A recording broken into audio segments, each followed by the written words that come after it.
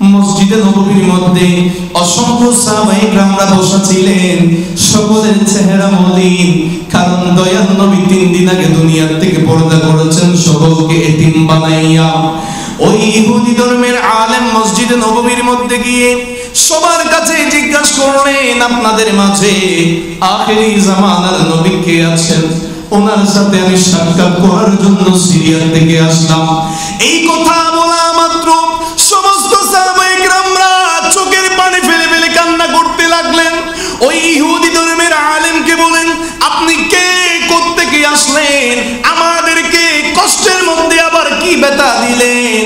আমার দয়াল নবী তো 3 দিন আগে আমাদেরকে এতিম বানাইয়া হুজরা শরীফের মধ্যে রওজা পাকের মধ্যে শুয়ে আছেন, এই দুনিয়ার থেকে পর্দা করলেন।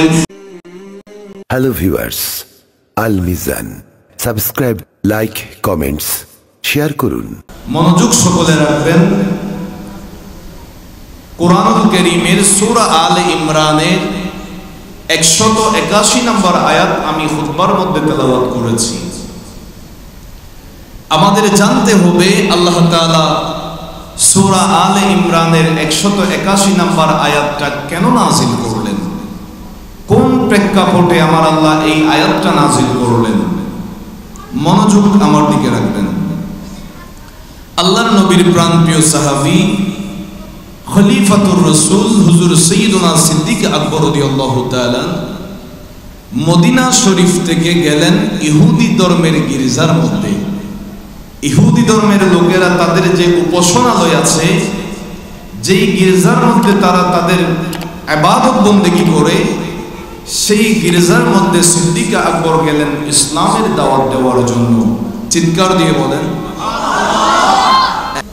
তো সিদ্দিক আকবর গেলেন ইহুদি ধর্মের গির্জায়। ওই ইহুদি ধর্মের গির্জার মধ্যে বড় বড় আলেমরা উপস্থিত ছিলেন, তাদের আলেম।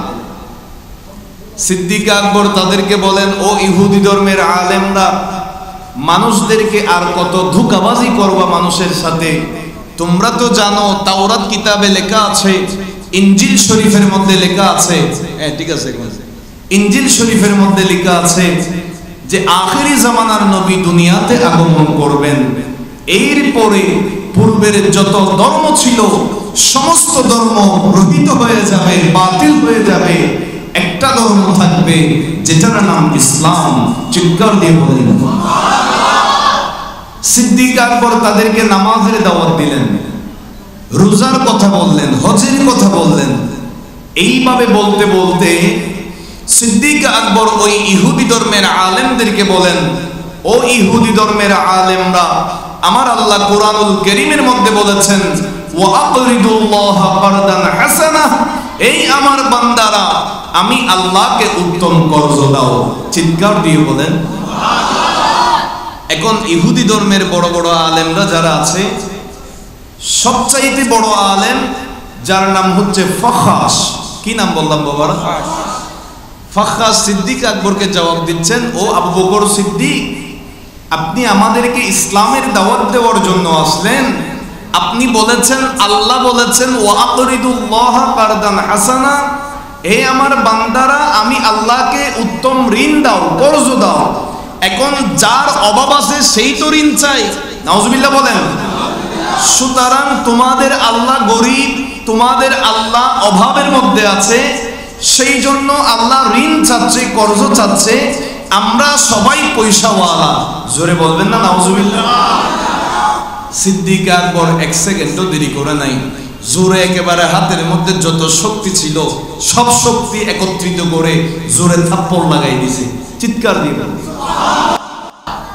হযরতে সাইয়্যিদুনা সিদ্দিক আকবর রাদিয়াল্লাহু তাআলা যখন ওই ফাখাসকে থাপ্পড় দিয়ে দিল, ইহুদি ধর্মের সমস্ত আলেমরা একত্রিত হয়ে সবাই আল্লাহর নবীর দরবারের মধ্যে সিদ্দিক আকবর রাদিয়াল্লাহু তাআলার বিরুদ্ধে নালিশ নিয়ে গেলেন। ওগো ইসলামের নবী, আপনার দরবারে আমরা অভিযোগ নিয়ে এসেছি। ইহুদি ধর্মের আলেমরা, আপনার খুবই কাছের সাহাবী আবু বকর সিদ্দিক আমাদের ইহুদি ধর্মের গির্জার মধ্যে গিয়েছে, কোনো কারণ ছাড়া, কোনো দোষ ছাড়া আমাদের বড় আলেম ফাখাসের গালে চড় মেরেছে, থাপ্পড় দিয়েছে। আপনি এই আপনার কদমের মধ্যে, আপনার দরবারে আমরা এই বিষয়টার বিচার দিলাম, আপনি তার বিচারটা করবেন। এই কথাটা যখন বলল, আল্লাহর নবীর দরবারে সিদ্দিক আকবরের বিরুদ্ধে যখন অভিযোগ করলো, মামলা করলো, আল্লাহর নবী ডাক দিলেন, ও সিদ্দিক আকবর। হযরত আবু বকর সিদ্দিক রাদিয়াল্লাহু তাআলা আল্লাহর নবীর কদমের মধ্যে হাজির হয়ে গেলেন। ইয়া রাসূলুল্লাহ, ইয়া হাবিবাল্লাহ। আল্লাহর নবী বলেন, ও আবু বকর সিদ্দিক, তুমি নাকি ইহুদি ধর্মের গির্জার মধ্যে গিয়েছো? সিদ্দিক আকবর বলেন, ইয়া রাসূলুল্লাহ, গিয়েছি। আল্লাহর নবী বলেন, তুমি নাকি ইহুদি ধর্মের বড় আলেম ফাখাসের গালে থাপ্পড় দিয়েছো? সিদ্দিক আকবর বলেন, ইয়া রাসূলুল্লাহ, দিয়েছি। কি কারণে দিলা? কোন দোষের কারণে দিয়েছো? আমি রাসূলুল্লাহকে একটু স্পষ্টভাবে বলে দাও, জোরে বলেন। হযরত সিদ্দিক আকবর রাদিয়াল্লাহু তাআলা বলেন, ইয়া রাসূলুল্লাহ, ইয়া হাবিবাল্লাহ, এই ইহুদি ধর্মের গির্জার মধ্যে আমি গিয়েছিলাম, তাদেরকে নামাজের দাওয়াত দিয়েছি, তাদেরকে রোজার কথা বলেছি, তাদেরকে হজের কথা বলেছি। ইয়া রাসূলুল্লাহ, ইসলামের দাওয়াত দিয়েছি, রিসালাতের দাওয়াত দিয়েছি। শেষ পর্যায়ে আমি তাদেরকে বলেছি, আল্লাহ যে বান্দাকে বলেছে, ওয়া আকরিদুল্লাহ কারদান হাসানা, এই আমার বান্দারা, আমি আল্লাহকে উত্তম কর্জ দাও।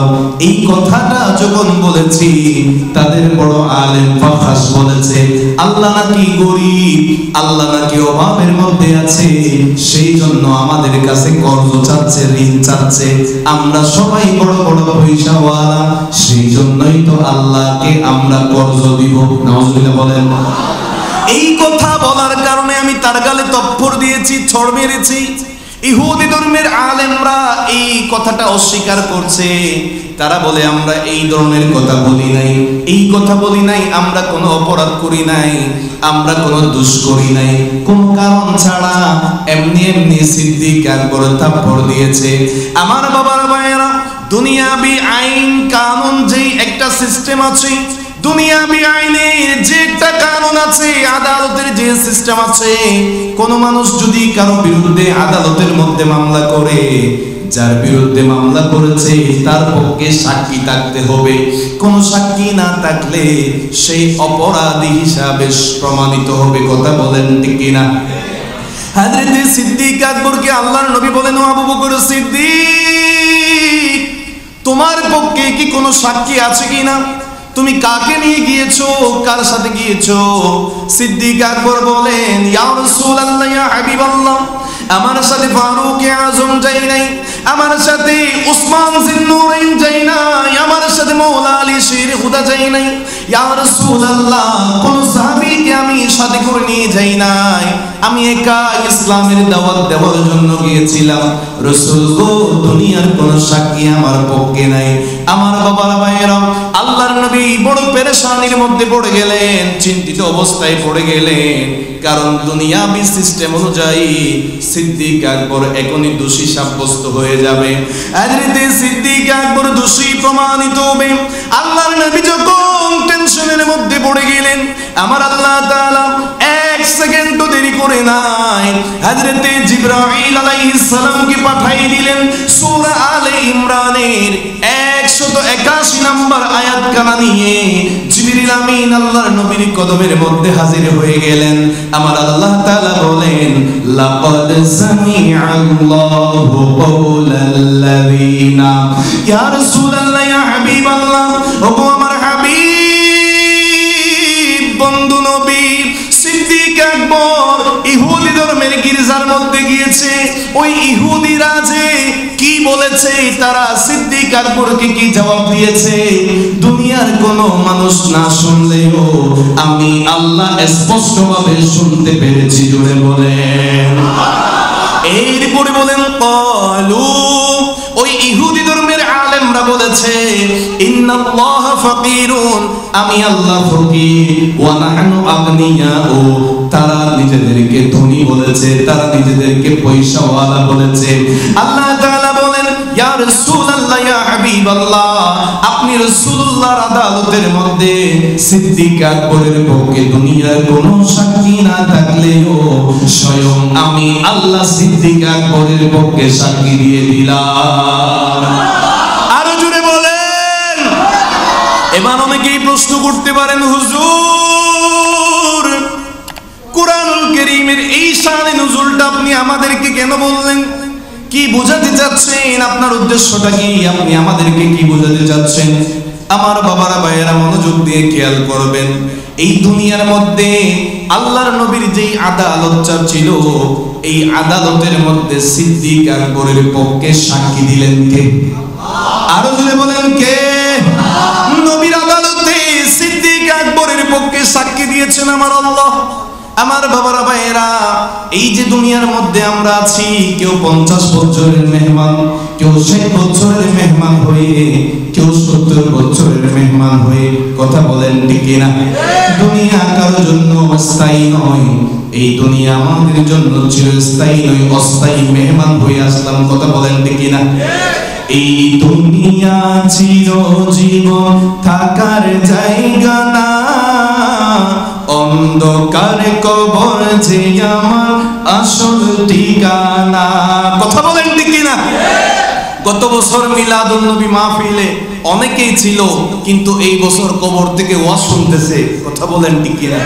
তারা যেইভাবে গিয়েছে আমাদেরকেও যেতে হবে।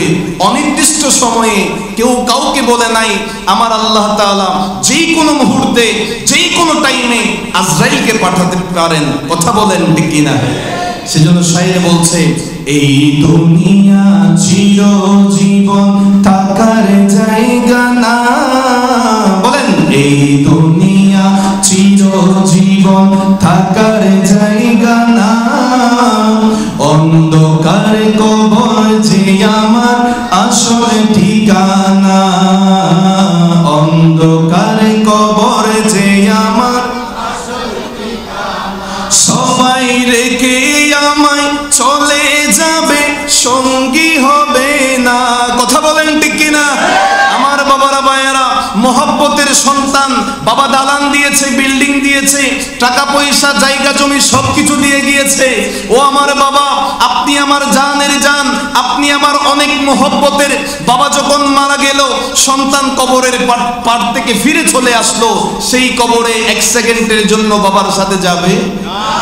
সবাই রেখে আমায় চলে যাবে, সঙ্গী হবে না, বলেন সবাই রেখে আমায় সঙ্গী হবে না, আমার মরণ আসিবে কখন কেউ তো জানে না, আমার মরণ আসিবে কখন কেউ তো জানে না, আমি মরে গেলে আমায় তোমরা ভুলে যেও না, আমি মরে গেলে আমায় তোমরা ভুলে যেও না, আমার মরণ আসিবে কখন কেউ তো জানে না, আমার মরণ আসিবে কখন কেউ তো জানে না, কবর মাঝে মা বাবাকে দেখা যাবে না, দেখার কোন সুযোগ আছে? দেখব যাকে তিনি হলেন শাহে মদিনা, চিৎকার দিয়ে বলেন সুবহানাল্লাহ। যেই নবীর মিলাদুন নবী মাহফিলের মধ্যে আসলেন, বসলেন, খোদার কসম করে বলি, আশিকে রাসূল যখন দুনিয়া থেকে পর্দা করে বিসমিল্লাহি ওয়া আলা মিল্লাতি রাসূলিল্লাহ বলে আমাকে আপনাকে কবরে রাখা হবে, ওই সময় আমার দয়াল নবী সোনার মদিনা থেকে হাজির হয়ে যাবে। আরো জোরে বলেন ইয়া রাসূলুল্লাহ, ইয়া রাসূলুল্লাহ, জিন্দাবাদ। কবর মাঝে মা বাবাকে দেখা যাবে না, দেখব যাকে তিনি হলেন শাহে মদিনা, বলেন দেখব যাকে তিনি হলেন শাহে মদিনা, আর জোরে জোরে দেখব যাকে তিনি হলেন শাহে মদিনা, নবী ছাড়া আর তো কেহ আপন হবে না, নবী ছাড়া আর তো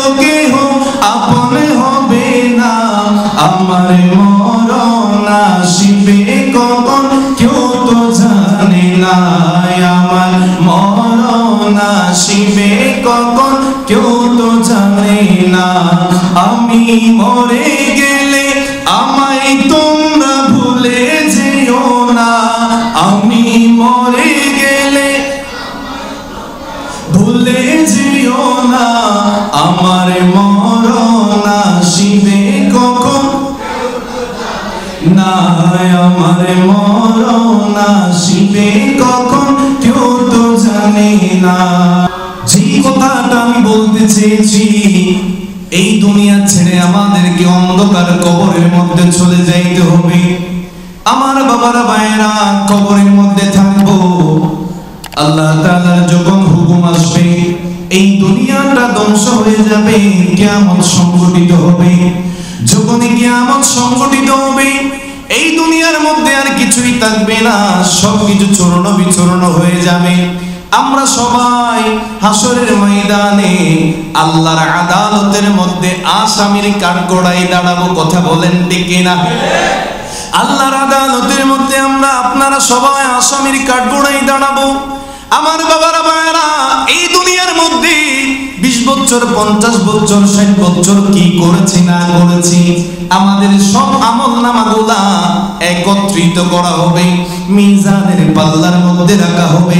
এক পাল্লায় আমাদের নেক আমল, আরেক পাল্লার মধ্যে আমাদের সব গুনাহগুলো রাখা হবে। আমার বাবারা ভাইয়েরা, আখিরি জামানার নবীর উম্মতের যখন গুনাহের পাল্লাটা ভারী হয়ে যাবে, আল্লাহর হুকুম আসবে, ও ফেরেশতারা আমার এই বান্দাকে জাহান্নামের মধ্যে নিয়ে যাও। আমার বাবারা ভাইয়েরা, যখন ফেরেশতারা আমাদেরকে জাহান্নামের দিকে নিয়ে যাবে, হযরত আদম সফিউল্লাহ দেখতে পারবেন।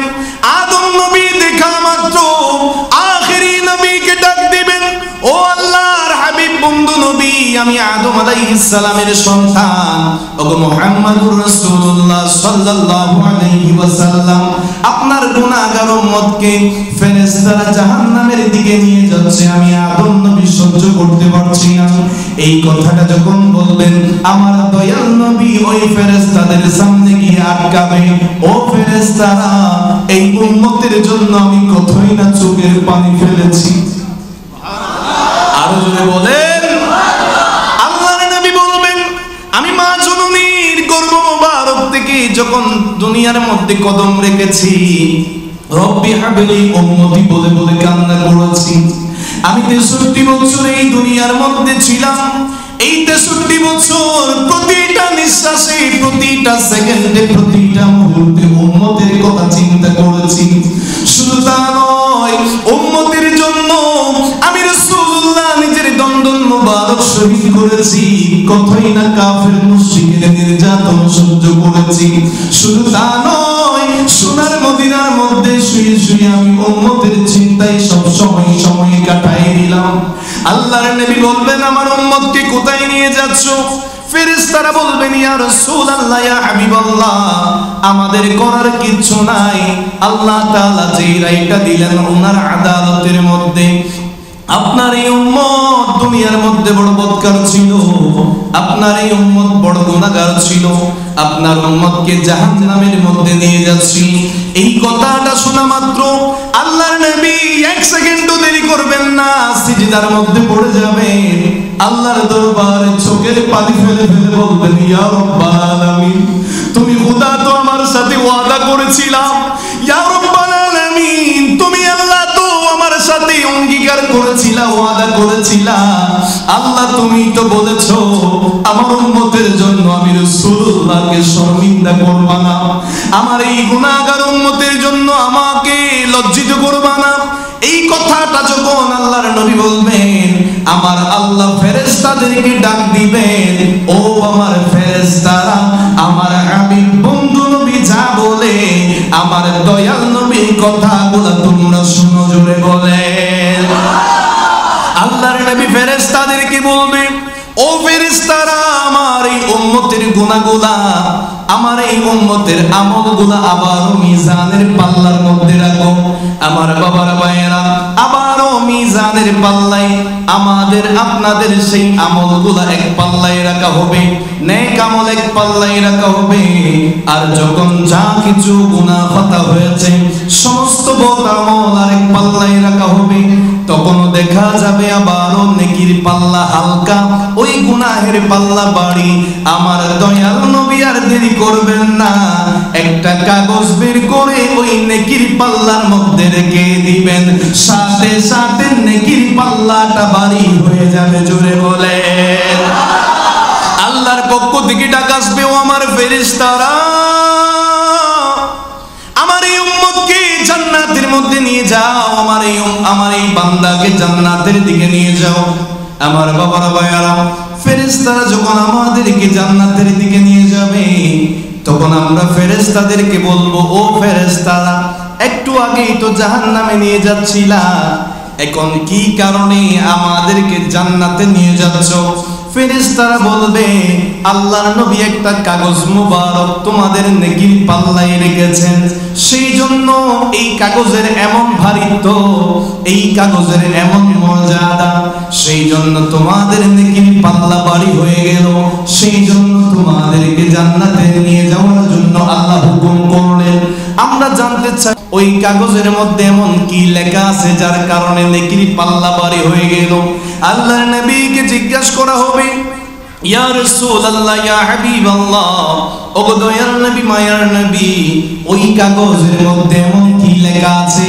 আল্লাহর নবী বলবেন, ও আমার উম্মত, এই যে উরকিসর সিএনজি চালক সমিতির উদ্যোগে আশেকানে গৌসুল আজম ভান্ডারীর উদ্যোগে মিলাদুন নবী মাহফিলের আয়োজন হয়েছে। ওই মিলাদুন নবী মাহফিলের মধ্যে আমি রাসূলুল্লাহর প্রেমে চোখের পানি ফেলে ফেলে আমি রাসূলুল্লাহর উপর দরুদ পড়েছিলাম। এই দরুদটা আমি রাসূলুল্লাহ কতই সুন্দর চমৎকার করে হেফাজত করলাম, কতই চমৎকার করে সংরক্ষণ করে রাখলাম। আমি দয়াল নবীর উপর এই দরুদটা পড়েছো, এই দরুদটা আমি রাসূলুল্লাহ রেখে দিয়েছি, আজকে তোমার সওয়াবের পাল্লায় দিয়ে দিলাম, আল্লাহ তোমাকে জান্নাত দিয়ে দিয়েছে। জোরে বলে আমার বাবারা ভাইয়েরা, যেই কথাটা আমি বোঝানোর জন্য এই আলোচনার দিকে আসলাম, দুনিয়ার মধ্যে সিদ্দিক আকবরকে আল্লাহর নবী জিজ্ঞাসা করলেন, ও সিদ্দিক আকবর, তোমার পক্ষে দুনিয়ার কি কোনো সাক্ষী আসেনি? সিদ্দিক আকবর বলেন, ইয়া রাসূলুল্লাহ, কোনো সাক্ষী নাই। আল্লাহর নবীর আদালতের মধ্যে সিদ্দিক আকবরের পক্ষে আমার আল্লাহ সাক্ষী দিলেন, আর হাসরের ময়দানে আল্লাহর আদালতে গুনাহগার উম্মতের পক্ষ হইয়া আমার দয়াল নবী সাক্ষী দিয়ে দিবেন। জোরে বলেন, আরো জোরে বলেন। সিদ্দিক আকবর বলেন, ইয়া রাসূলুল্লাহ, আমার সাথে ফারুক আজম যাই নাই, আমার সাথে উসমান জিন্নুরাইন যাই নাই, মাওলা আলী শেরে হুদা যাই নাই, দুনিয়ার কোন সাক্ষী আমার পক্ষে নাই। আমার আল্লাহ বলবেন, ইয়া রাসূলুল্লাহ, আপনার আদালতে সিদ্দিক আকবরের পক্ষে আমি আল্লাহ সাক্ষী দিয়ে দিলাম, আর হাসরের ময়দানে আমাদেরকে যখন জাহান্নামে নিয়ে যাবে, ওই কঠিন মুসিবতের সময় আমার আল্লাহর আদালতে আমার নবী আমাদের পক্ষে সাক্ষী দিয়ে দিবেন। জুড়ে বলেন, আরো জুড়ে বলেন। সেই নবীর মিলাদুন নবী করলে কোনো অসুবিধা আছে? যেই নবী হাসরের ময়দানে আমাদের পক্ষ হয়ে সাক্ষী দিবেন আল্লাহর আদালতে, আমরা সেই নবীর মিলাদের কারণে খুশি হয়ে মিলাদুন নবী মাহফিল উদযাপন করতে পারি না? আরো জোরে বলেন, পারি না? এবার আসুন, আমার আল্লাহ আমার দয়াল নবীর ব্যাপারে কোরআনে কি বলেছেন? সূরা ফাতাহ এর 9 নম্বর আয়াত। কয় নম্বর বললাম বাবারা? আল্লাহ বলেন, লিতুমিনু বিল্লাহি ওয়া রাসূলিহি, হে আমার বান্দারা, আমি আল্লাহ এবং রাসূলের প্রতি ঈমান আনো। আরো জোরে বলেন। এরপরে বলেন, ওয়া তুআযিরুহু, আমার নবীকে সাহায্য করো। সুবহানাল্লাহ বলেন। আল্লাহ তারপরে বলেন, ওয়া তুওয়াক্কিরুহু, আমার নবীকে তাজিম করো। আরো জোরে বলেন। নবীকে তাজিম করার জন্য, সম্মান দেওয়ার জন্য হুকুম দিলেন কে? আরো জোরে বলেন, কে? এরপরে আমার আল্লাহ বলেন, ওয়া তুসাব্বিহুহু, আমি আল্লাহর তাসবিহ পড়ো বুকরাতাম ওয়া আসীলা, সকাল এবং সন্ধ্যা। আমার বাবারা ভাইয়েরা, এই আয়াত থেকে আমি দুটি শব্দ আপনাদের মাঝে পেশ করব, উপস্থাপন করব। আল্লাহ বলেন ওয়াতুওয়াক্কিরুহু, আমার নবীকে সম্মান করো, ইজ্জত করো। ওয়াতুসাব্বিহুহু, আমি আল্লাহর তাসবিহ পড়ো, ইবাদত করো। আল্লাহ বলেন ইবাদতের আগে আমার নবীকে তাজিম করো। ইবাদতের কথা বললেন পরে, নবীর তাজিমের কথা বললেন আগে। সুবহানাল্লাহ বলুন। তাইলে আমাদেরকে বুঝতে হবে যেই ইবাদতে নবী আছে, যেই ইবাদতে নবীর তাজিম আছে, যেই ইবাদতে নবীর ভালোবাসা আছে, আমার আল্লাহ সেই ইবাদত কবুল করবেন। আর যেই ইবাদতে নবীর তাজিম নাই, অন্তরে রাসূলের গুস্তাখিতে ভরা, আল্লাহর নবীর শানে বেয়াদবিতে অন্তরটা পরিপূর্ণ, আমার আল্লাহ বলেন তোরা যতই ইবাদত বন্দেগী করিস না কেন, এগুলো সবগুলা ব্যায়াম করতেছস, হাসরের ময়দানে তোদের সমস্ত নামাজগুলা এক জায়গায় হবে, সমস্ত ইবাদত এক জায়গায় নিয়ে ফেরেশতাদেরকে আমি আল্লাহ বলবো এগুলো ডাস্টবিনে ফেলে দাও, কারণ এই ইবাদতে নবীর মহব্বত নাই। কথা বলেন ঠিক না? আল্লাহ পাক আমাদের সকলকে নবীর মহব্বত নিয়ে ইবাদত করার তৌফিক দান। আরো জোরে বলেন নবীকে তাজিম করার দরকার আছে। আরো জোরে বলেন। আর কিছু কিছু মৌলবীরা বলে যে নবীকে তাজিম করবা ঠিক আছে, তবে আল্লাহর থেকে বেশি না। নাউজুবিল্লাহ বলেন। আল্লাহ বলেন ওয়ারাফা'না লাকা যিকরাক, ওগো আমার হাবিব আপনার শান মান আমি আল্লাহ বুলন্দ করলাম। কত করেছি আপনি রাসূল এবং আমি আল্লাহ ছাড়া কেউ জানে না, কোন সীমা। আল্লাহ বোঝার তৌফিক দান করুন।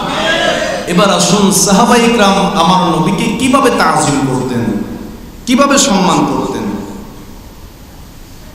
বুখারী শরীফের মধ্যে রওয়ায়াত আছে, ইসলামের ইতিহাসে একটা অধ্যায় আছে যে অধ্যায়ের নাম হুদাইবিয়া সন্ধি।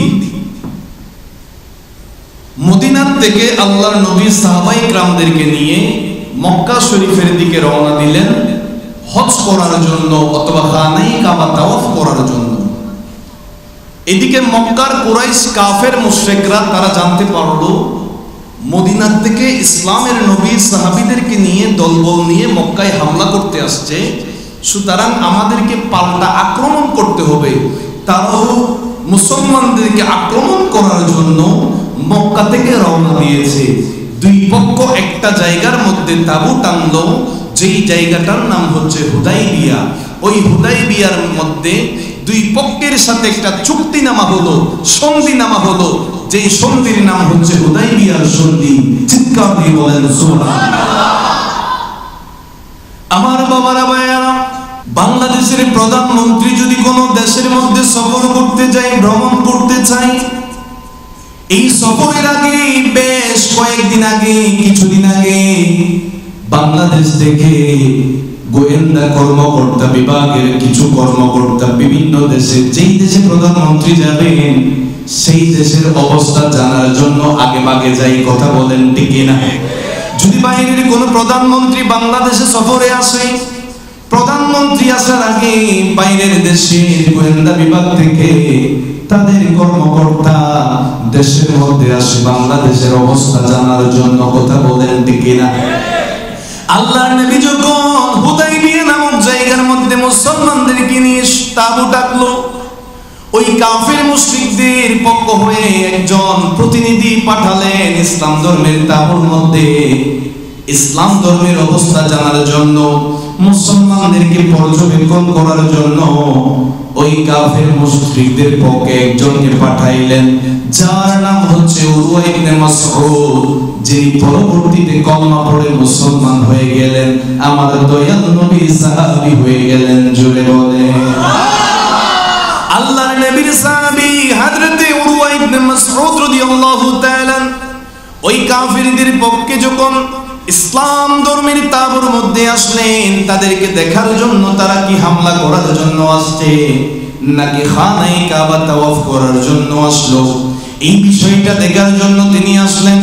একদিন দুই দিন বেশ কয়েকদিন থাকার পর আবার যখন কাফের মুশরিকদের কাছে গেল, সমস্ত কাফের মুশরিকরা জিজ্ঞেস করছে, ও উরওয়া ইবনে মাসউদ, আপনাকে আমরা পাঠাইলাম মুসলমানদের অবস্থা জানার জন্য, দেখার জন্য। আপনি কি দেখলেন, কি অবস্থা দেখলেন আমাদেরকে একটু বলেন না। আমার বাবারা ভাইরা, বুখারী শরীফের মধ্যে স্পষ্টভাবে বর্ণনা আছে। হযরত উরওয়া ইবনে মাসউদ রাদিয়াল্লাহু তাআলা বলেন, ফাওয়াল্লাহি, আল্লাহর শপথ করে বলি, আল্লাহর কসম করে বলি, মা তানাখামা রাসূলুল্লাহি সাল্লাল্লাহু আলাইহি ওয়াসাল্লাম নুখামাতান ইল্লা ওয়াকাআত ফি কাফি রাজুলিন মিনহুম। উরওয়া ইবনে মাসউদ বলেন, ও মক্কার কাফির মুশরিকরা, আমি আল্লাহর কসম করে বলছি, ইসলামের নবী যখন থুতু মুবারক ফেলতেন, আল্লাহর নবীর থুতু মুবারক জমিনের মধ্যে পড়তো না। দয়াল নবীর তাজলিমে সমস্ত সাহাবায়ে کرام রাসূলুল্লাহর থুতু মুবারক নেওয়ার জন্য জমিনের উপরে হাত বসাই দিতেন। জোরে বলে আল্লাহর নবীকে কিভাবে তাজিম করতেন, কিভাবে ইজ্জত করতেন, সম্মান করতেন। আল্লাহ যে বলেছেন, ওয়া তুওয়াক্কিরুহু, আমার নবীকে তাজিম করো, আমার নবীকে সম্মান করো। দয়াল নবী যখন থুতু মুবারক ফেলতেন, আল্লাহর নবীর থুতু মুবারক জমিনের মধ্যে পড়তো না, সমস্ত সাহাবায়ে کرامরা হাত বসাই দিতেন রাসূলুল্লাহর থুতু মুবারক নেওয়ার জন্য। এরপরে উরওয়া ইবনে মাসউদ বলেন, ফাদালাকা বিহা ওয়াজহাহু ওয়া জিলদাহু, আল্লাহর নবীর থুতু মুবারক গুলা হাতের মধ্যে নিয়া সাহাবায়ে کرام নিজের মুখের মধ্যে মালিশ করতেন। আল্লাহর নবীর থুতু মুবারক গুলা নিজের শরীরের মধ্যে লাগাইতেন। ও নবীর সাহাবীরা, দয়াল নবীর থুতু মুবারক জমিনের মধ্যে কেন পড়তে দিতা না? আল্লাহর নবীর থুতু মুবারক কেন নিজের মুখের মধ্যে লাগাইতাম? রাসূলুল্লাহর থুতু মুবারক কেন শরীরের মধ্যে লাগাইতাম? অনেক সাহাবায়ে کرام আল্লাহর নবীর থুতু মুবারক পান করে ফেলতেন।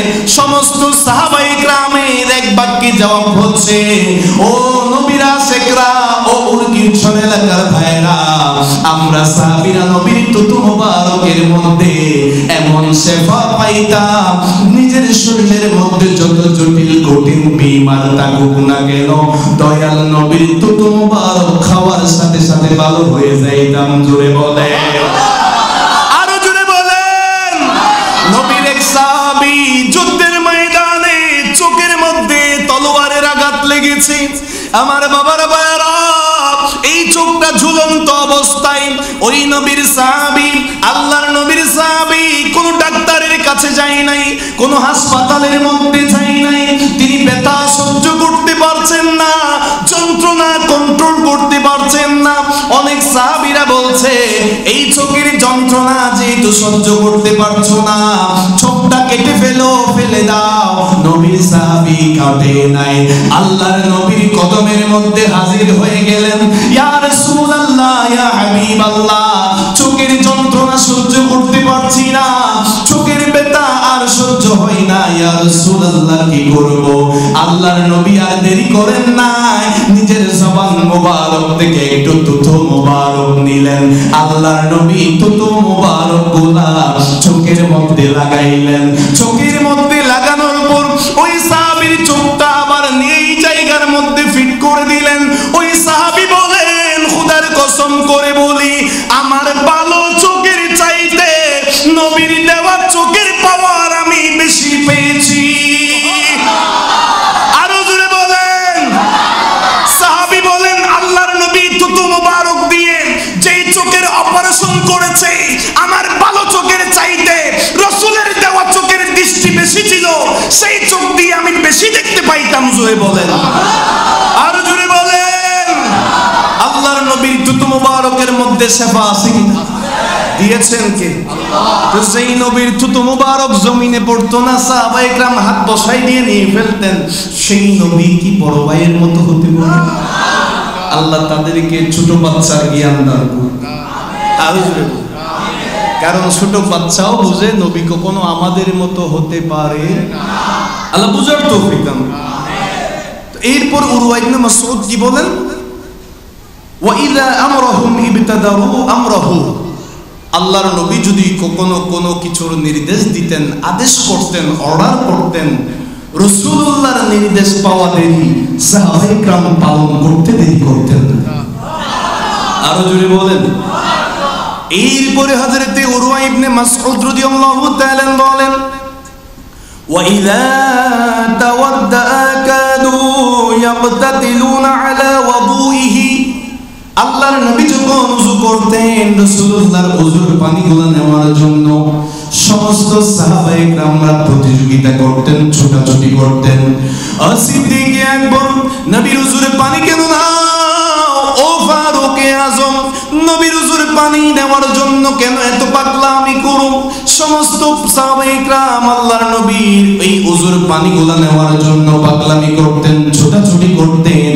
সমস্ত সাহাবায়ে কেরামের একটাই কথা, আল্লাহর নবীর ওযুর পানিগুলা যখন আমরা পান করে ফেলতাম, অনেক বড় বড় বিমারওয়ালা মানুষ সুস্থ হয়ে যেত। জুড়ে বলে। এরপরে বলেন উরওয়া ইবনে মাসউদ রাদিয়াল্লাহু তাআলা, ওয়া ইযা তাকাল্লামা খাফাদু আসওয়াতাহুম ইনদাহু, আল্লাহর নবী যখন কোন কথা বলতেন, রাসূলুল্লাহ যখন খুতবা দিতেন, ওয়াজ করতেন, সমস্ত সাহাবায়ে কেরাম নীরব হয়ে আল্লাহর নবীর নূরানি জবানের কথা শুনতেন। তারপরে বলেন, ওয়া মা ইউহিদ্দুনা ইলাইহিন নাযারা তা'যীমান লাহু, আল্লাহর নবীর চেহারা মুবারকের মধ্যে এমন ভাবে দৃষ্টি দিতেন, সমস্ত সাহাবায়ে কেরামদের দুনিয়ার আর কোনো খেয়াল থাকতো না। অনেক সাহাবীর মাথার উপর যদি পাখি বসে থাকতো, সাহাবীর খেয়াল হতো না, কারণ সাহাবায়ে কেরামরা দয়াল নবীর প্রেম সাগরের মধ্যে ডুব দিয়ে দিয়েছে। জুড়ে বলেন। আরো জুড়ে বলেন। একজন সাহাবী বলেন, পূর্ণিমার চাঁদের রজনীতে আমি আল্লাহর নবীর সামনে গেলাম, দয়াল নবীর নূরানি চেহারার দিকে তাকাইলাম, পূর্ণিমার চাঁদের দিকে তাকাইলাম, খোদার কসম করে বলতেছি, এই যে চাঁদের চাইতে আমার দয়াল নবীর নূরানি চেহারা মোবারকের সৌন্দর্য বেশি ছিল। চিৎকার দিয়ে বলেন, আরো জোরে বলেন। কারণ নবীকে আমার আল্লাহ বানিয়েছেন আল্লাহর যেভাবে ভালো লেগেছে সেভাবে। নবীর কোনো তুলনা আছে? নবীর সৌন্দর্যের কোনো তুলনা আছে? আল্লাহ আমাদেরকে বোঝার তৌফিক দান করুন। আরে জোরে বলেন আমিন। আমার পাগল মন সারাক্ষণ নবী নবী বলে, ঠিক না বলেন না? আশিকে রাসূলের অন্তরে সর্বক্ষণ দয়াল নবীর কথা স্মরণ থাকে। কথা বলেন ঠিক না? কারণ আমার নবী বলেন, লা ইউমিনু আহাদুকুম হাত্তা আকুনা আহাব্বা ইলাইহি মিন ওয়ালিদিহি ওয়া ওয়ালাদিহি ওয়ান নাসি আজমাইন, সবকিছুর চাইতে আমি রাসূলকে যতক্ষণ বেশি ভালোবাসবা না, ততক্ষণ পরিপূর্ণ ঈমানদার হতে পারবে না। সুতরাং আমরা নিজের জানের চাইতে নবীকে বেশি ভালোবাসতে চাই কিনা? আমার পাগল মন সারাক্ষণ নবী নবী বলে, আমার পাগল মন সারাক্ষণ নবী নবী বলে। জুড়ে, আমার পাগল মন সারাক্ষণ নবী নবী বলে। আমি আশায় তাকে দিবানিশি, আশায় তাকে দিবানিশি, দিদার যদি মিলে, পাগলে মন সারাক্ষণ নবী নবী বলে। অসুবিধা হচ্ছে? আর জোরে জোরে, আমার পাগলে মন সারাক্ষণ নবী নবী বলে, আমার পাগলে মন সারাক্ষণ নবী নবী বলে। জানি না ওই মদিনায় আছে কি মধু, মদিনা নামটি শুনে কাঁদি শুধু। বলেন ইয়া রাসূলুল্লাহ। জানি না ওই মদিনায় আছে কি মধু, মদিনা নামটি শুনে কাঁদি শুধু। দয়াল নবীর পাগল হলে, দয়াল নবীর পাগল হলে শাফাত পাবে, পাগলে মন সারাক্ষণ নবী নবী নবী বলে আমার পাগল মন মাশাআল্লাহ নবী নবী বলে আমার পাগল মন সারাক্ষণ নবী নবী বলে আমি আশায় তাকি দিবানিশি বলেন আশায় তাকি আমি আশায় তাকি দিবানিশি দিদার যদি মিলে পাগল মন সারাক্ষণ নবী নবী বলে আমার পাগল মন সারাক্ষণ নবী নবী বলে। কিতাবের নাম হচ্ছে তানবীহুল গাফিলিন, লিখেছেন ফকি আল্লামা আবুল লাইস সামারকান্দি রাহমাতুল্লাহ আলাইহি। সুবহানাল্লাহ বলেন, আরো জোরে বলেন সুবহানাল্লাহ। তানবীহুল গাফিলিন কিতাবের মধ্যে হযরতে আব্দুল্লাহ ইবনে আব্বাস রাদিয়াল্লাহু তাআলা আনহুর বরাত দিয়ে চমৎকার একটা ওয়াকিয়া আনলেন। সিরিয়ার জমিনে তাওরাত কিতাবের বড় একজন গবেষক ছিলেন, ইহুদি ধর্মের বড় আলেম ছিলেন, যিনি তাওরাত কিতাব রিসার্চ করতেন, গবেষণা করতেন। সুবহানাল্লাহ বলেন। তাওরাত কিতাব নাজিল হয়েছে মূসা আলাইহিস সালামের উপর, মূসা নবীর উপর তাওরাত কিতাব, আর আমাদের নবীর উপর আল কোরআন, কোরআন শরীফ। চিৎকার দিয়ে বলেন। তো তাওরাত কিতাব তিনি স্টাডি করতেন, গবেষণা করতেন। প্রত্যেকদিন সকালবেলা যখন তাওরাত কিতাব খুলতেন, হঠাৎ একদিন তাওরাত কিতাবের একটা পৃষ্ঠার মধ্যে আমার দয়াল নবীর নাম মুবারক 4 জায়গার মধ্যে লেখা আছে। সুবহানাল্লাহ, আরো জোরে বলেন সুবহানাল্লাহ। তাওরাত কিতাবে আমার নবীর নাম আছে না? দিয়েছেন কি আল্লাহ।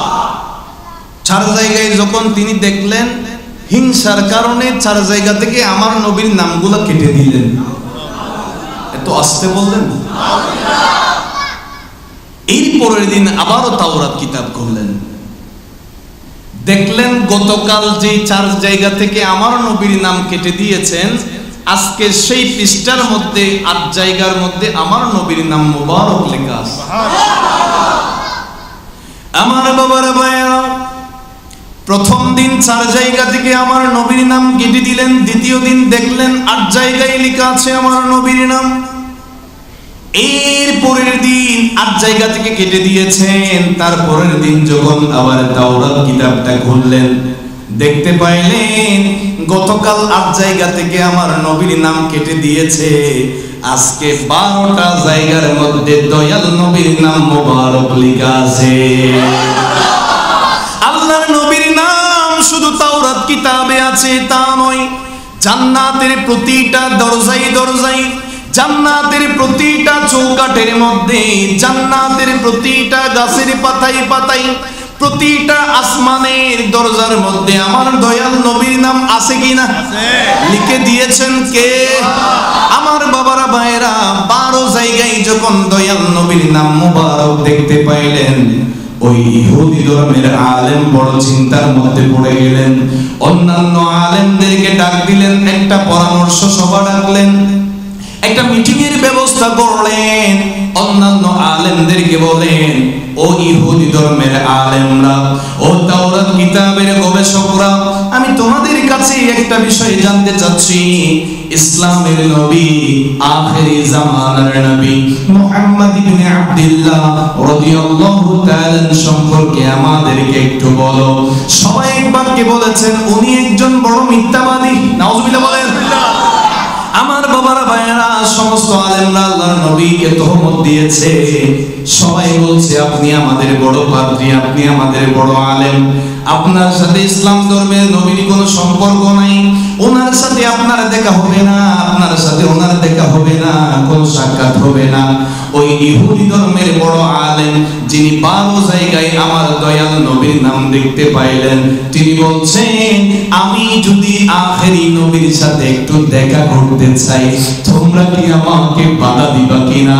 সবাই বলছে, আপনি আমাদের মুরব্বী, আপনি যদি দেখা করতে চান, দেখা করার ব্যবস্থা আমরা করে দিব। জোরে বলে। ওই সিরিয়া থেকে তিনি রওনা দিলেন, আর দেরি করেন নাই। ইহুদি ধর্মের আলেম, যিনি তাওরাত কিতাব থেকে আমার নবীর নাম কেটে দিয়েছেন, তার কথা বলছি। উনি সিরিয়া থেকে রওনা দিয়েছেন আমার বাবারা ভাইয়েরা মদিনা শরীফের উদ্দেশ্যে আমার দয়াল নবীর সাথে সাক্ষাৎ করার জন্য, রাসূলুল্লাহর জিয়ারত করার জন্য। প্রতিমধ্যে পথের মধ্যে নবীর সাহাবী হযরতে সালমান ফারসি রাদিয়াল্লাহু তাআলা আনহুর সাথে সাক্ষাৎ হলো। হযরতে সালমান ফারসি রাদিয়াল্লাহু তাআলা দেখতে বড় চমৎকার সুন্দর ছিলেন। তিনি মনে মনে ভাবলেন, মনে হয় এটাই হতে পারে নবী। আমার বাবারা ভাইয়েরা, যখন সালমান ফারসির কাছে আসলেন, হযরতে সালমান ফারসিকে জিজ্ঞাসা করলেন, আপনি কি ইসলামের নবী? সালমান ফারসি বলেন, আমি ইসলামের নবী নই, ইসলাম ধর্মের আখিরি জামানার নবীর একজন গোলাম। জোরে বলে, আরো জোরে বলেন। সাহাবায়ে কিরামরা নিজেদের পরিচয় দিতেন, আমি নবীর গোলাম। সুবহানাল্লাহ বলেন। কারণ আমার বাবার ভাইয়েরা, নবীজির গোলামের কোনো চিন্তা নাই। কোনো চিন্তা আছে? নবীজির পাগলের কোনো চিন্তা নাই। চলো নবীজির জান্নাতে মদিনাতে যাই, চলো নবীজির জান্নাতে মদিনাতে যাই। চিৎকার দিয়ে বলেন মারহাবা। হযরতে সালমান ফারসি রাদিয়াল্লাহু তাআলা বলেন, আমি আল্লাহর নবীর একজন গোলাম। আমার বাবারা ভাইরা, ওই সিরিয়ার ইহুদি ধর্মের আলেম বলেন, আমি ইসলাম ধর্মের নবীর সাথে সাক্ষাৎ করার জন্য সিরিয়া থেকে আসলাম। সুবহানাল্লাহ বলেন। হযরতে সালমান ফারসি রাদিয়াল্লাহু তাআলা দয়াল নবীর কথা শোনা মাত্র চোখের পানি ফেলে কান্না করা শুরু করে দিলেন। কারণ আমার বাবারা ভাইয়েরা, মাত্র 3 দিন আগে আমার দয়াল নবী দুনিয়া থেকে পর্দা করেছেন। হযরতে সালমান ফারসি রাদিয়াল্লাহু তাআলা মনে মনে চিন্তা করতে লাগলেন, আমি যদি বলি আল্লাহর নবী 3 দিন আগে দুনিয়া থেকে পর্দা করেছেন, মদিনা শরীফের মধ্যে শুয়ে আছেন রওজা পাকের মধ্যে, এই কথা বললে ওই ইহুদি ধর্মের আলেম আর মদিনার মধ্যে যাবে না, ওয়াফিস ফিরে যাবে। আমি আবার এই কথাটাও যদি বলি আল্লাহর নবী এখনো আছেন, অর্থাৎ দুনিয়া বিভাবে আমার দয়াল নবী তো জিন্দাই আছেন। সুবহানাল্লাহ বলেন। আমি এই কথা বললে এটা আমার মিথ্যা হয়ে যাবে। কোন জবাব না দিয়ে ইহুদি ধর্মের আলেমকে বলে, আপনি আমার সাথে চলেন সোনার মদিনায়। সুবহানাল্লাহ বলেন।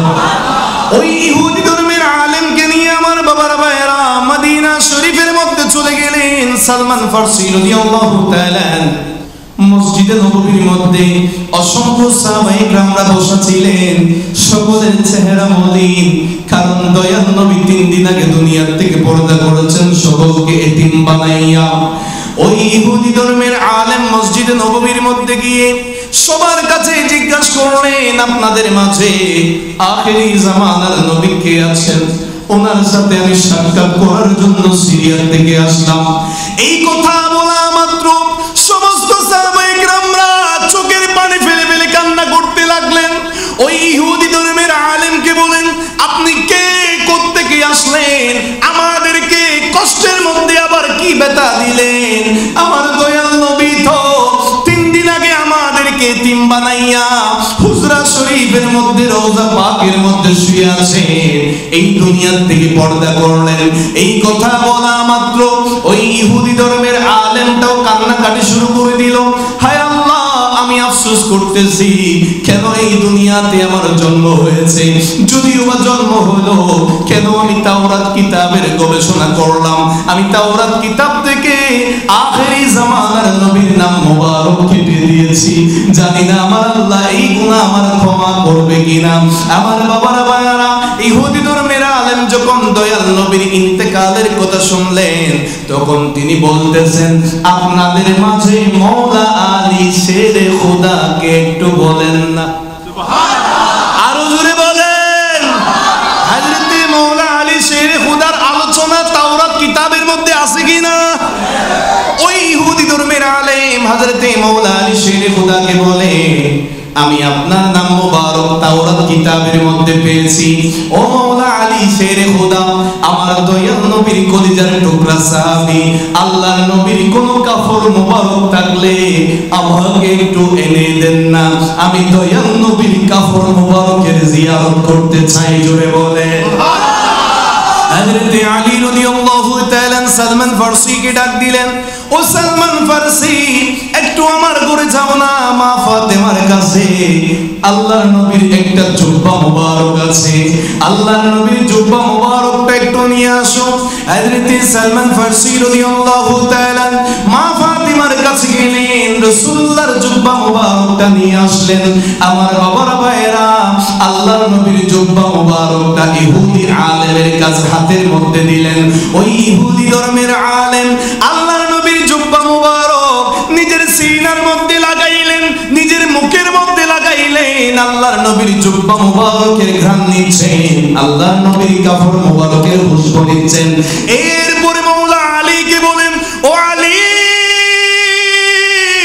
আপনি আমাকে একটু বলেন না, আমার দয়াল নবীর চুল মোবারক কেমন ছিল, আল্লাহর নবীর চোখ মোবারক কেমন ছিল, রাসূলুল্লাহর চেহারা মোবারক কেমন ছিল, আল্লাহর নবী দেখতে কেমন ছিল, রাসূলুল্লাহর আকৃতি গঠন কেমন ছিল, আল্লাহর নবী কিভাবে হাঁটতেন, রাসূলুল্লাহর কথাবার্তা কেমন ছিল, আল্লাহর নবীর চলাফেরা কেমন ছিল, এই সব কিছু যখন জিজ্ঞাসা করলেন, হযরত মাওলা আলী শেরে খোদা বলেন, আল্লাহর নবীর চোখ মোবারক কেমন ছিল, আল্লাহর নবীর চুল মোবারক কেমন ছিল, আল্লাহর নবী এইভাবে কথা বলতেন, রাসূলুল্লাহর চেহারা মোবারক কেমন সুন্দর ছিল।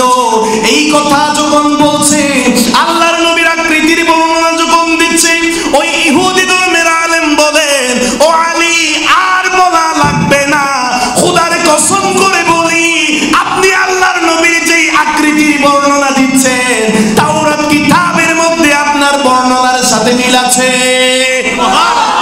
আরো জোরে বলেন।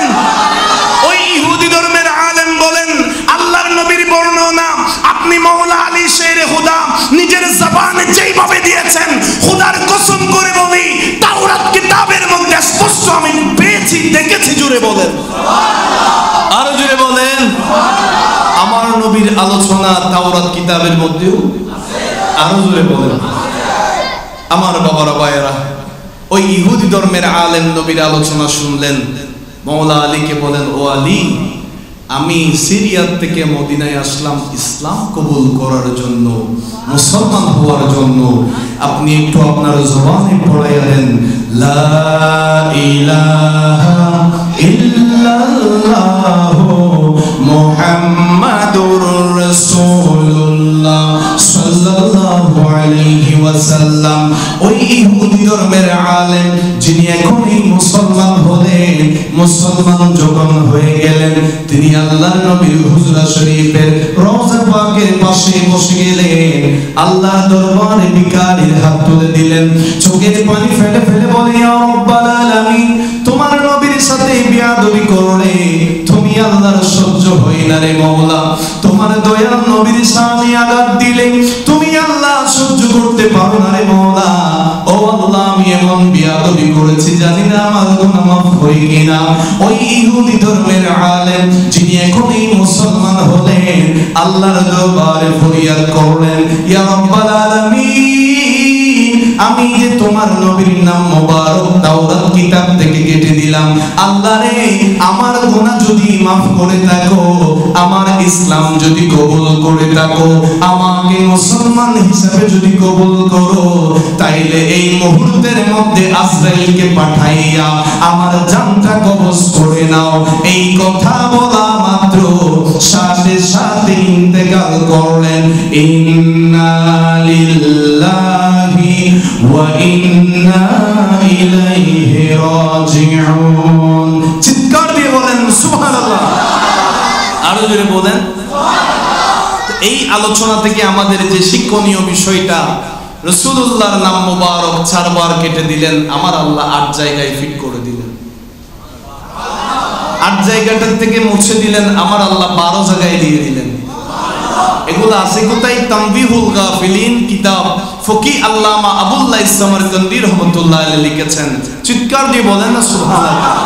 তো এখান থেকে আমাদের বুঝে নিতে হবে। অনেকেই বলবে মিলাদুন নবী করার দরকার কি? আমার বাবারা ভাইয়েরা, আমি তাদেরকে বলতে চাই, নবীর শান আপনি কমাতে চাইলেও আমার আল্লাহ সর্বদা বাড়াতে থাকেন। আরো জোরে বলেন। আমাদের শিক্ষা হচ্ছে 4 জায়গায় কেটে দিছে আল্লাহ 8 জায়গায় দিছে, 8 জায়গায় কেটে দিছে আল্লাহ 12 জায়গায় দিছে। আল্লাহ আমাদেরকে বুঝাতে চাচ্ছেন, তোমরা যতই আমার নবীর শান কমাতে চাও না কেন, আমি আল্লাহ সর্বদা বাড়াতে থাকি। আরো জোরে বলেন। তো যেই নবীর প্রেমে আজকে আমরা মিলাদুন নবী করছি, মিলাদুন নবী মাহফিলে আসলাম, আমার বাবারা ভাইয়েরা, আমাদের নবী আমাদেরকে কেমন ভালোবাসতেন আমাদের জানা লাগবে না? কথা বলেন। অনেকেই মনে মনে প্রশ্ন করতে পারেন, হুজুর আমি চোখের পানি ফেলে ফেলে নবীর জন্য সব সময় পাগল পারা হয়ে যায়, জানি না নবী আমাদের জন্য কেমন পাগল ছিলেন, কেমন পাগল আছেন। চিৎকার দিয়ে বলেন সুবহানাল্লাহ। কিতাবের নাম হচ্ছে কিতাবুল মেরাজ। কি নাম বললাম বাবারা? কিতাবুল মেরাজ। লিখেছেন আল্লামা আবুল কাসেম কুশাইরি রহমাতুল্লাহ আলাইহি। সুবহানাল্লাহ বলেন। আবুল কাসেম কুশাইরির পরিচয় আমাদের হুজুররা অনেক ভালো জানবেন। উনি তাসাউফ জগতের বড় একজন ইমাম ছিলেন। সুবহানাল্লাহ বলেন। আরো জোরে বলেন। উনি ওনার কিতাবে লিখেছেন আল্লাহর একজন নবী হযরতে ইদ্রিস আলাইহিস সালাম, যিনি বর্তমানে জান্নাতের মধ্যে আছেন। একটা বিষয় মনে রাখবেন, বর্তমানে এখনো পর্যন্ত 4 জন নবীর ইন্তেকাল হয় নাই। কয়জন নবী? 2 জন নবী আছেন আসমানে, 2 জন নবী আছেন জমিনে। সুবহানাল্লাহ। সেই নবীদের নাম মনে রাখতে হবে না? মনোযোগ দিয়ে খেয়াল করেন। জমিনের মধ্যে আছেন 2 জন নবী, একজন হচ্ছেন হযরতে খিজির আলাইহিস সালাম, আরেকজন নবীর নাম হচ্ছে হযরতে ইলিয়াস আলাইহিস সালাম। চিৎকার দিয়ে বলেন সুবহানাল্লাহ। আর 2 জন নবী যারা এখনো আসমানের মধ্যে আছেন, উপরে আছেন, একজন নবী হচ্ছেন হযরতে ঈসা আলাইহিস সালাম, যিনি বর্তমানে 4র্থ আসমানের মধ্যে আছেন, আরেকজন নবী হচ্ছেন হযরতে ইদ্রিস আলাইহিস সালাম, যিনি বর্তমানে জান্নাতে আছেন। সুবহানাল্লাহ। আরো জোরে বলেন। সুবহানাল্লাহ। তো ইদ্রিস আলাইহিস সালাম কিভাবে জান্নাতে গেলেন? মনোযোগ রাখবেন। কিতাবুল মেরাজের এই কিতাবের মধ্যে আলোচনাটা আছে। আল্লাহর নবী ইদ্রিস আলাইহিস সালাম আল্লাহর কাছে দোয়া করলেন, ইয়া রাব্বাল আলামিন, আমার মন চাচ্ছে একটু জান্নাতটা সফর করে আসতে। সুবহানাল্লাহ। আমাদের স্বাভাবিক ইচ্ছা হলে আমরা কক্সবাজার বেড়াতে যাই, অথবা যাদের সামর্থ্য আছে তারা দেশের বাইরে যায়। কথা বলেন ঠিক কি না? আল্লাহর নবী ইদ্রিস আলাইহিস সালাম বলেন, আল্লাহ আমার মনটা চাচ্ছে একটু জান্নাতের মধ্যে বেড়াতে যাইতে। সুবহানাল্লাহ। আল্লাহ তাআলা জিবরিল আমিনকে ডাক দিলেন, ও জিবরিল, আমার নবী ইদ্রিস আলাইহিস সালাম আমি আল্লাহর কাছে ফরিয়াদ করলেন জান্নাতের মধ্যে আসার জন্য। একটু জমিনের মধ্যে গিয়ে আমার নবী ইদ্রিসকে জান্নাতের মধ্যে নিয়ে আসো। হযরত জিবরাইল আলাইহিস সালাম জমিনের মধ্যে আসলেন ইদ্রিস আলাইহিস সালামের কদমে। আল্লাহর নবী ইদ্রিস আলাইহিস সালামকে সালাম দিলেন। জিবরিল আলাইহিস সালাম বলেন, ওগো আল্লাহর নবী ইদ্রিস আলাইহিস সালাম, আল্লাহ আমাকে পাঠাইলেন, আপনি নাকি দোয়া করেছেন জান্নাত দেখার জন্য, আপনাকে জান্নাতে নিয়ে যাওয়ার জন্য আমি আসলাম। তবে একটা কন্ডিশন আছে, একটা শর্ত আছে, আপনি আমার সাথে ওয়াদা করতে হবে। হযরতে ইদ্রিস আলাইহিস সালাম বলেন, কি ওয়াদা, কি শর্ত, কি কন্ডিশন আমাকে বলো, আমি মেনে নিব। হযরতে জিবরাইল আলাইহিস সালাম বলেন, আপনি আমার সাথে ওয়াদা করেন জান্নাত যখন আপনি দেখবেন, জান্নাত এতই সুন্দর করে আল্লাহ বানিয়েছেন, আখেরি জামানার নবীর নূর মুবারক দিয়ে আল্লাহ জান্নাত বানাইলেন, এতই সুন্দর করে আমার আল্লাহ জান্নাত বানিয়েছেন, জান্নাত দেখার পর আপনার জমিনের মধ্যে আর আসলে মন চাইবে না, মন চাইলেও জমিনের মধ্যে আবার চলে আসতে হবে। আপনি আমার সাথে ওয়াদা করেন, আমি আপনাকে জান্নাতের মধ্যে নিয়ে যেতে রাজি আছি। হযরত ইদ্রিস আলাইহিস সালাম ওয়াদা করলেন, অঙ্গীকার করলেন জিবরিল আমিনের সাথে। আমার বাবার ভাইরা, জিবরাইল আলাইহিস সালাম ইদ্রিস আলাইহিস সালামকে নিয়ে আসলেন কোথায়? আরো জোরে বলেন। মনোযোগ আপনাদের আছে? বিরক্ত লাগছে? হযরত ইদ্রিস নবীকে নিয়ে আসলেন জান্নাতে। হযরত ইদ্রিস আলাইহিস সালাম জান্নাত প্রদক্ষিণ করলেন, ঘোরাফেরা করলেন। হযরত জিবরাইল আলাইহিস সালাম বলেন, ওগো আল্লাহর নবী ইদ্রিস নবী, এখন চলেন জমিনের মধ্যে চলে যাই। আমার বাবারা ভাইয়েরা, জমিনের মধ্যে ইদ্রিস আলাইহিস সালামকে যখন আবার নিয়ে আসলেন, জমিনের মধ্যে পা রাখা মাত্র ইদ্রিস আলাইহিস সালাম বলেন, ও জিবরিল, আমাকে তো আবার জান্নাতের মধ্যে যাইতে হবে। আপনি আবার কেন যাবেন? একটু আগেই তো গেলেন, জান্নাত থেকে আসলেন। ইদ্রিস নবী বলেন, আমি জান্নাতের মধ্যে আমার জুতা মুবারক রেখে এসেছি। হযরত জিবরাইল আলাইহিস সালাম বলেন, ওগো আল্লাহর নবী ইদ্রিস আলাইহিস সালাম, আল্লাহ আমাকে একটা নয়, দুইটা নয়, 600 ডানা দিয়েছে। একটা ডানা দিয়ে যদি উড়াল দিই, চোখের পলকে আমি আপনার জুতা মোবারক নিয়ে আসতে হবে, আপনার যাওয়া লাগবে না। ইদ্রিস আলাইহিস সালাম বলেন, আমার জুতা কেন আপনি নিয়ে আসবেন? আমি নিজেই গিয়ে আমার জুতাটা আনবো। আমার বাবারা ভাইয়েরা, হযরত জিবরাইল আলাইহিস সালাম আল্লাহর দরবারে ফরিয়াদ করলেন, ইয়া রাব্বাল আলামিন, তোমার নবী ইদ্রিস আলাইহিস সালাম জান্নাতের মধ্যে আবার যেতে চাই, জুতা মুবারক নাকি রেখে এসেছে। আল্লাহ বলেন, আমার নবী যা বলে তুমি তা করো। আমার বাবারা ভাইয়েরা, ইদ্রিস আলাইহিস সালামকে নিয়ে জিবরাইল আলাইহিস সালাম আবার আসলেন জান্নাতে। জুতা মুবারক পাইলেন, পা মুবারকের মধ্যে দিলেন। জিবরিল আমিন বলেন, হুজুর এবার জমিনে চলেন। ইদ্রিস নবী বলেন, কোথায় যাব? আরো জোরে বলেন। হুজুর জমিনে চলেন। বলেছে, কেন যাব? আপনি না আমার সাথে ওয়াদা করেছেন? ইদ্রিস আলাইহিস সালাম বলেন, ও জিবরিল, আমি তো তোমার সাথে প্রথমবার ওয়াদা করেছিলাম জান্নাত থেকে আবার জমিনের মধ্যে নেমে আসব, দ্বিতীয়বার তো কোনো ওয়াদা করি না। আরো জোরে বলেন। হযরত জিবরাইল আলাইহিস সালাম আল্লাহর দরবারে ডাক দিলেন, ইয়া রাব্বাল আলামিন, তোমার নবী ইদ্রিস সালাম জান্নাতের মধ্যে আসলেন, জান্নাত থেকে আর জমিনে নামতে চাই না। মাবুদ গো, এখন কি করব? আমার আল্লাহ বলেন, ও জিবরাইল আলাইহিস সালাম, আমার নবী ইদ্রিস আলাইহিস সালাম জান্নাতে যেহেতু থেকে যেতে চাচ্ছে, জান্নাত দেখে যেহেতু মুগ্ধ হয়ে গেল, আমার নবীকে জান্নাতের মধ্যে থাকার ব্যবস্থা করে দাও। আমার বাবারা ভাইয়েরা, অনেকেই মনে মনে ভাবতে পারেন, হুজুর আমাদের নবীর মাহফিলের মধ্যে আপনি কেন ইদ্রিস নবীর আলোচনাটা করলেন? আমি আপনাদেরকে বুঝাতে চাই, দয়াল নবীর প্রেমে আমরা সব সময় পাগলামি করি।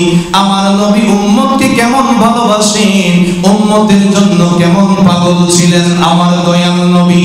আল্লাহর নবীর ব্যাপারে কোরআনুল কারীমের সূরা বনী ইসরাঈলের মধ্যে আমার আল্লাহ বলেন, সুবহানাল্লাযী আসরা বিআবদিহি লাইলাম মিনাল মাসজিদিল হারাম ইলাল মাসজিদিল আকসা। আল্লাহ বলেন, আমার নবীকে আমি মেরাজের মধ্যে নিয়ে গেলাম। মনোযোগ দিয়ে খেয়াল করবেন বাবারা, হযরত জিবরাইল আলাইহিস সালাম এসে আল্লাহর নবীকে মেরাজের উদ্দেশ্যে বুরাকে নিয়ে চলে গেলেন। ওই বাইতুল মুকাদ্দাসের মধ্যে গেলেন, যেই বাইতুল মুকাদ্দাসের মধ্যে অসংখ্য আম্বিয়া কিরামরা উপস্থিত ছিলেন। হযরত মুসা কালিমুল্লাহ মনে মনে ভাবতে লাগলেন, আমি তো মুসা কালিমুল্লাহ আল্লাহর সাথে সরাসরি তুর পাহাড়ের মধ্যে গিয়ে কথা বলতাম, মনে হয় আজকে বাইতুল মুকাদ্দাসের এই নামাজের ইমামতি আমি করব। চিৎকার দিয়ে বলেন সুবহানাল্লাহ।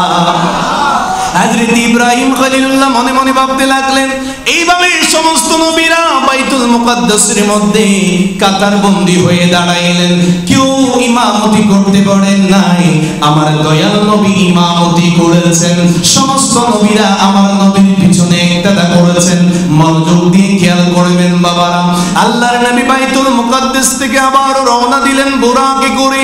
প্রথম আসমান, দ্বিতীয় আসমান, আসমান, এইভাবে সপ্তম আসমান পর্যন্ত সবকিছু প্রদক্ষিণ করলেন। জান্নাত দেখলেন, জাহান্নাম দেখলেন।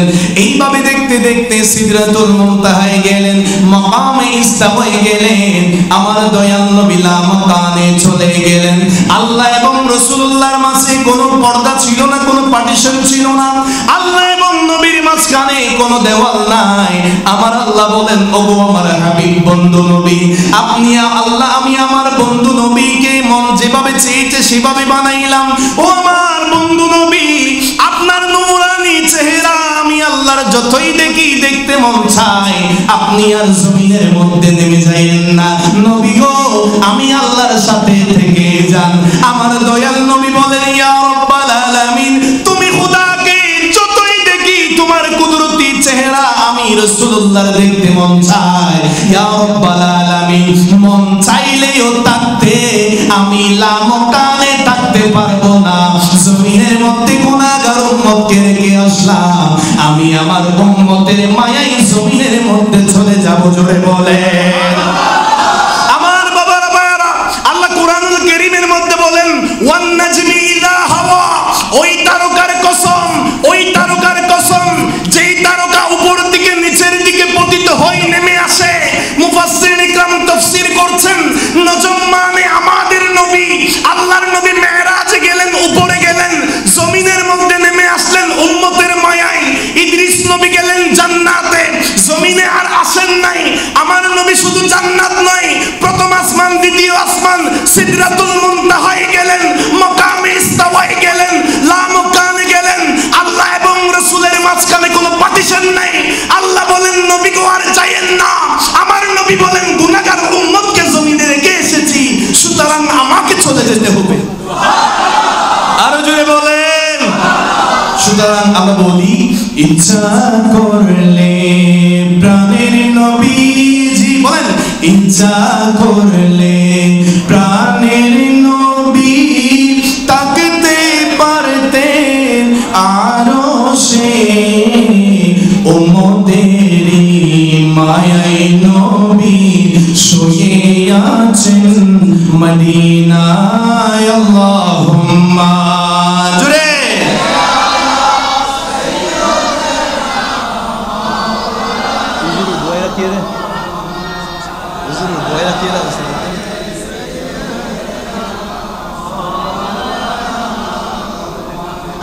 মনে বড় আশা ছিল যাব মদিনায়। আমরা মদিনায় যেতে চাই না? জবান খুলে পড়েন, মনে বড় আশা ছিল যাব মদিনায়। আর জোরে জোরে, মনে বড় আশা ছিল যাব মদিনায়। সালাম আমি করব গিয়ে, সালাম আমি করব গিয়ে নবীজির যায়। মনে বড় আশা ছিল। আরো জোরে জোরে, মনে বড় আশা ছিল আরব সাগরে পাড়ি দেব, নাইকো আমার তরি পাখি নই গো, উড়ে যাব ডানাতে ভর করি, ডানাতে ভরে করি। সুবহানাল্লাহ বলেন। আরব সাগর পাড়ি দেব, নাইকো আমার তরি পাখি নই গো, উড়ে যাব ডানাতে ভরে করি।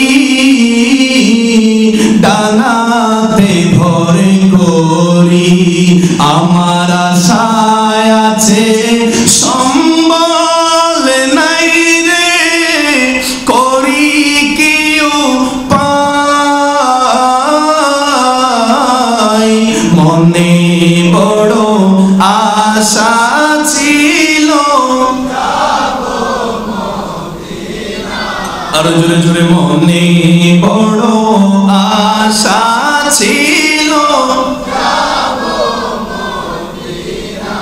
সালাম আমি করব গিয়ে, বলেন সালাম আমি করব গিয়ে নবীজির রোজায়।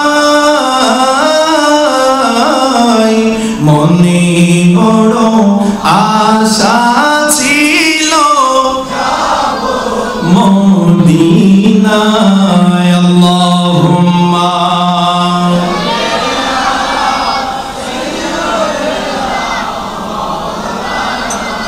মুহাম্মদ ওয়া আলা আলি।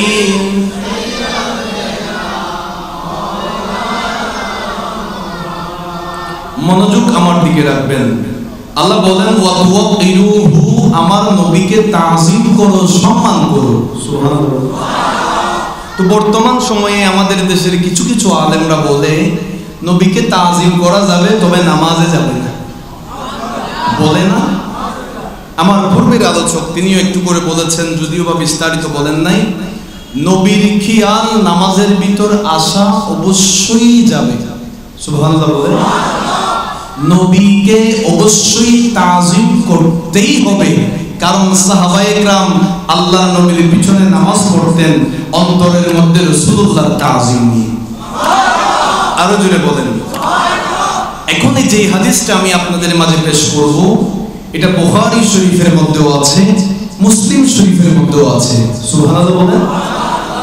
আল্লাহর নবীর একজন সাহাবী হযরত আব্দুল্লাহ ইবনে মাসউদ রাদিয়াল্লাহু তাআলা বলেন, عن ابن مسعود رضي الله تعالى قال حضرت عبد الله بن مسعود رضي الله تعالى বলেন صليت مع رسول الله صلى الله عليه وسلم, আমি একদিন রাতের বেলা দয়াল নবীর সাথে নামাজের মধ্যে ছিলাম। সুবহানাল্লাহ। আরো জোরে বলেন সুবহানাল্লাহ।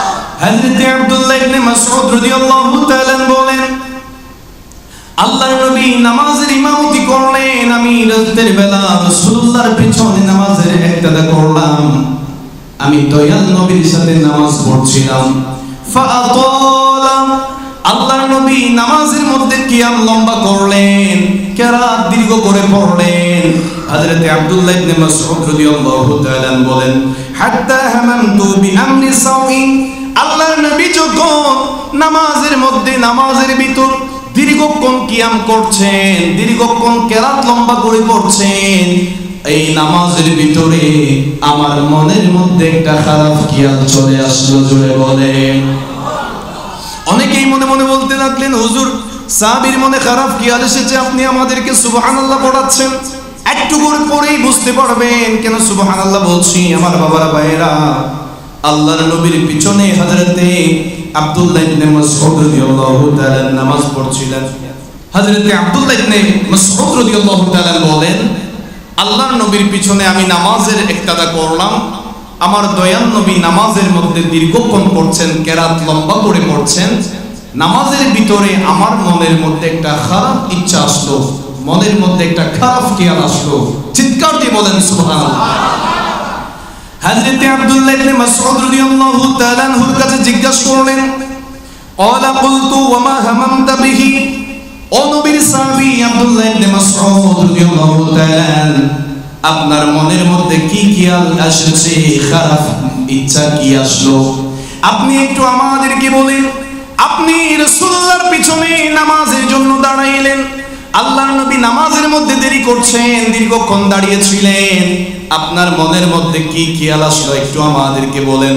আমার বাবারা ভাইয়েরা, বুখারী মুসলিম শরীফের হাদিস, হযরত আব্দুল্লাহ ইবনে মাসউদ রাদিয়াল্লাহু তাআলা বলেন, ক্বালা হামামতু আন আজলিসা ওয়া আদআহু, ও নবীর সাহাবীরা শুনো, ও আশিকের রাসূলুল্লাহ শুনো, ও দুনিয়াবাসী, আল্লাহর নবীর পিছনে যখন আমি নামাজের জন্য দাঁড়াইলাম, আল্লাহর নবী নামাজের মধ্যে দীর্ঘক্ষণ দাঁড়িয়ে আছে, আমার মনের মধ্যে খেয়াল আসলো আমি একটু রাসূলকে দাঁড়াইয়া বসে যাই, কিন্তু আমি নামাজের মধ্যে বসি নাই।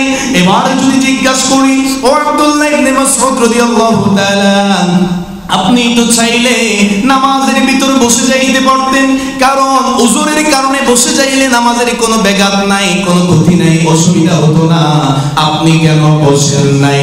আব্দুল্লাহ ইবনে মাসউদ বলতেন, আমি যে রাসূলুল্লাহর পিছনে নামাজ পড়লাম, যদিও আমার ইচ্ছা হলো নামাজের ভিতর বসে যাই, বসি নাই এই কারণে নবীকে দাঁড়িয়ে রেখে আমি কিভাবে বসে যাব? আল্লাহর নবীর ইজ্জতের মধ্যে বেহুরমত হবে, সেই জন্য আমি আর বসি নাই, দাঁড়িয়েছিলাম। জোরে বলে আমার বাবারা ভাইয়েরা, এই হাদিসটা আপনারা শুনলেন, বুঝলেন, এবার ঠান্ডা মাথায় আমাকে জবাব দিবেন। হযরতে আব্দুল্লাহ ইবনে মাসউদ রাদিয়াল্লাহু তাআলা নবীকে তাজিম করেছেন নামাজের বাইরে নাকি ভিতরে? আরো জোরে বলেন। বুখারী শরীফের হাদিস, মুসলিম শরীফের হাদিস, আল্লাহর নবীর সাহাবী নবীকে তাজিম করেছেন নামাজের ভিতরে।